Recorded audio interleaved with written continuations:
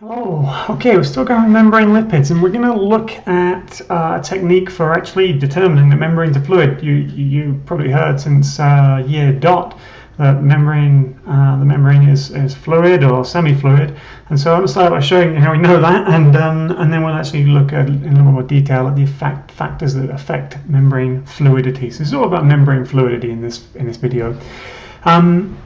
So as you know, the lipid bilayer is this semi-permeable barrier, and although it permits the movement of proteins laterally and it permits the movement of lipids laterally, we've seen that there's some restriction in the form of lipid rafts.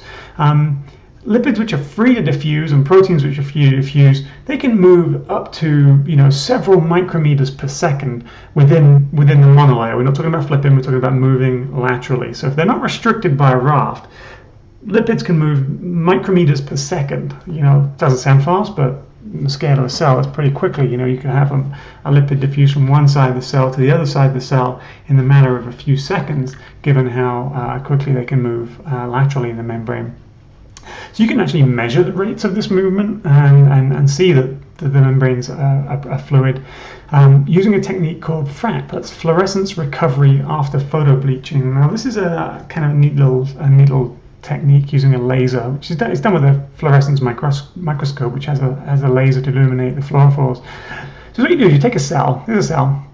And cells grown in dishes, usually the ones we talked about before. Then you can label the cell surface molecules. So you do this indiscriminately. You can label all of the cell surface lipids and the proteins, and so they're all fluorescent. And so that's what you would see down here. So this is the surface of a cell labeled with a fluorescent green molecule. Then you can take a laser from usually a confocal scanning microscope, and you can zap a small spot. Now when you overexcite or you over-illuminate a fluorophore, it becomes bleached, and so it's quenched, and so it can't fluoresce anymore. You've actually done some damage to the fluorophore, and so it can't fluoresce. And so that fluorescence goes away, and so there's the little spot there in the bottom in this image where the cell surface has been zapped with the laser and the fluorophore is no longer fluorescing because we damaged it. So then what you do is you can wait some time and you can measure how long it takes for the phospholipids and proteins to diffuse back into that spot that you bleached, and that gives you an idea of how long or how quickly these phospholipids can be moving. Now remember, this is random diffusion, so they're moving in of this region, they're moving out of this region, so you have to do some complicated maths to actually work out the rate at which things are diffusing. So that's another technique that shows you how we know these things are fluid and how quickly these things can move around. Let's now start to get a little bit more into actual fluidity and factors affecting fluidity. So you can measure the fluidity of a membrane and give it a numerical value. It's given a temperature called the transition temperature, and you can do that using a technique called differential scanning calorimetry, which we're not going to talk about. It's technical, we don't need to get into it.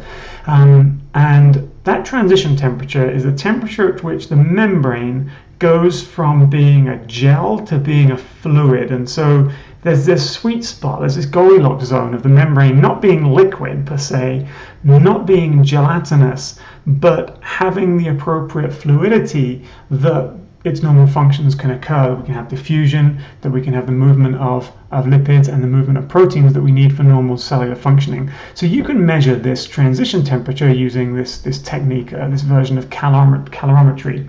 Now, if you grow cells in a medium which has a lot of oleate in it, that's an 18 carbon with 1 desaturation. If you grow cells in a media with a lot of oleate, they will take up the oleate, they'll take up the fatty acid, they'll integrate it into their phospholipids, and they'll integrate those into their membranes. If you then measure the transition temperature, you find that the transition temperature is shifted down. So this is a normal membrane with a diversity of lipid types and lipid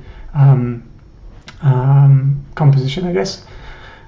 If we cause the membrane to become enriched with long chain fatty acids, we see that the transition temperature shifts down. So now we've got to drop the temperature below 16 to get it more gel, and above 16 to get it more fluid-like. So an organism that lives at this kind of temperature, 18, 16 degrees Celsius, we may see a membrane that has more long chain desaturated or unsaturated fatty acids.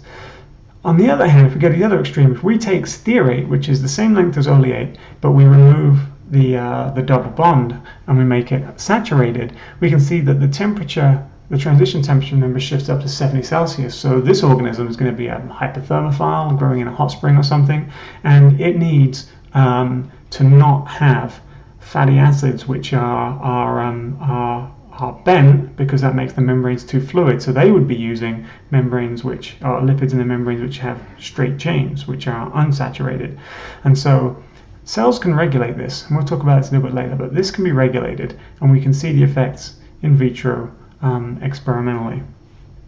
So what you see from that really is that if we look at how chain length increases, how the number of carbon atoms increases in the fatty acid tails, as carbon atom increases, the transition temperature increases. And you can see it's pretty dramatic, going from 10 to 12 to 14 all the way up to 20. And so an organism growing at 37 degrees Celsius like us, it's going to have a mixture of these kinds of fatty acid lengths in its membrane phospholipids. Whereas if you are an organism growing in very hot conditions and you can't regulate your temperature, you're going to have more of these length fatty acids. We see the same but an inverse effect in that if we increase the number of double bonds, so if we increase the degree of unsaturation in the fatty acids, we can see that the transition temperature drops. So by regulating these two variables, fatty acid chain length and the extent of unsaturation in the fatty acid, an organism can regulate its membrane fluidity. And so you will see organisms having different distributions of lipids in their membranes based on the ecological niche they occupy and whether they're able to regulate their temperature internally or not. So what is the reason for this? If you have long chain fatty acids, and they are not saturated, they are saturated, they pack together much more tightly. That means the temperature has to be higher to get them to be going from a gel state to a fluid state. Now, on the other hand, if you shorten the fatty acid chains and you introduce some double bonds to produce some kinks like we see here on the right, so what's happened there is we've reduced the interactions between the fatty acid tails because we've shortened them, and we've introduced some bends, which means they push one another apart, and that is going to give us a transition temperature where we can raise the temperature and make the membrane more fluid much easier. And so this is going to be a much fluider membrane than a membrane which has long chain dead straight fatty acids. We can also then look at the effect of cholesterol and, for that matter, other sterols. So the abundance of sterols in the membrane will affect the fluidity of the membrane.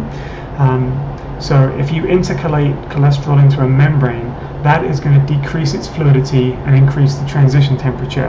And so it's going to do that by interacting with this hydroxyl group and with part of the ester bond in the phospholipid.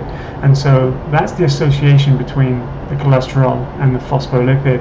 And so is what it's doing is it's causing the phospholipids to pack tightly together, and this makes the membrane more rigid.